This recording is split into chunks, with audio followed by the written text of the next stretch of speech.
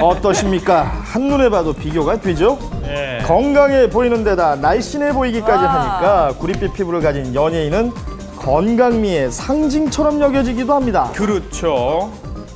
혹시 기계 태닝 들어보셨어요? 네, 한번 봤는데 너무 예쁘게 태워져서 저도 해보고 싶어요.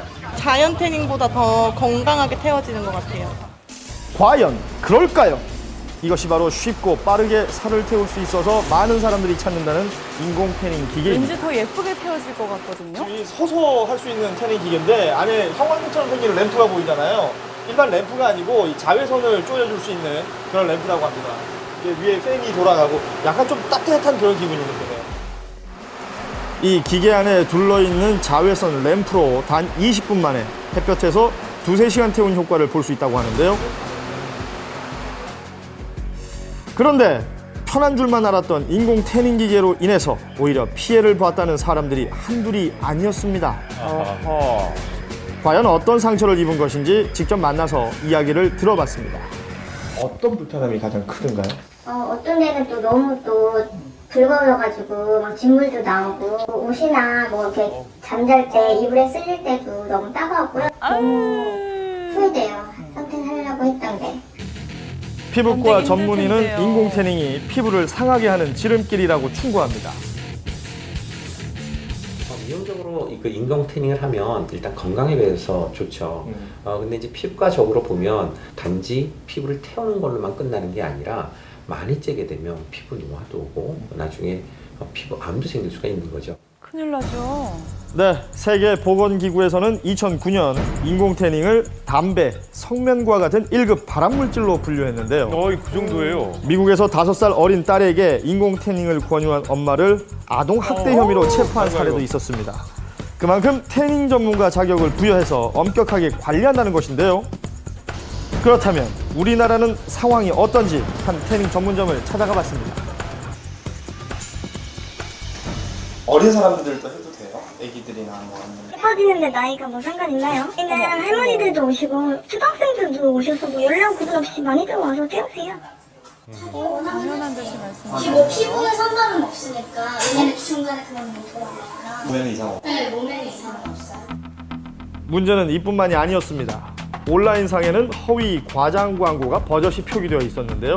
1급 발암물질로 분류된 인공 태닝 기계를 건강에 아무 해가 없고 오히려 피부에 이로운 것으로 소개하고 있었습니다.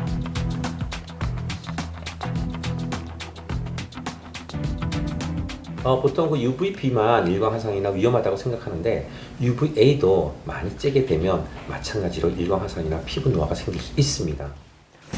인공 태닝 기계에서 나오는 자외선 A는 겉으로는 잘 드러나지 않지만 피부 깊숙한 곳까지 파고들어 세포를 파괴시키기 때문에 자외선 B만큼이나 피부에 손상을 줍니다.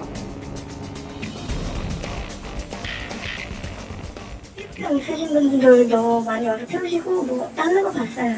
일반 태양에 태우는 거는 자외선 B라서 피부에 안 좋은 거고요. 저희는 자외선 A라서 뭐 안전하니까 걱정 안 하셔도 될 것 같습니다.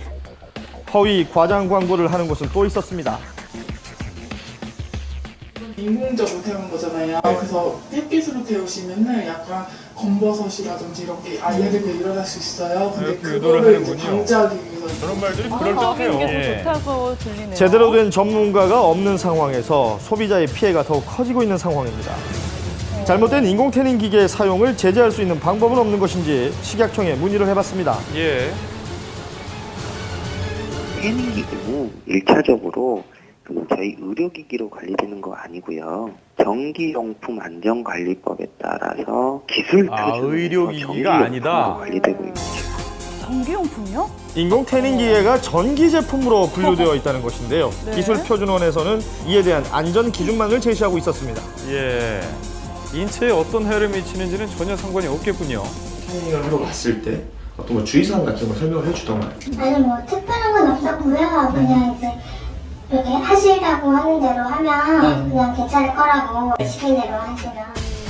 인공 태닝 시 일어날 수 있는 부작용에 대해 책임지는 사람은 없는 것이 현실입니다. 맨 처음에 강하게 하면 붉어지면서 소양증, 가려움증이 있게 되죠. 근데 그걸 이제 계속하다 보면 이렇게 색소 침착이나 색소 탈락이나 혈관이 늘어나거나 피부 노화가 진행되는 거죠. 피부 손상을 감수하더라도 인공 태닝을 포기할 수 없다면 최소한의 안전 기준을 지키는 것이 중요합니다. 예. 톤 태닝은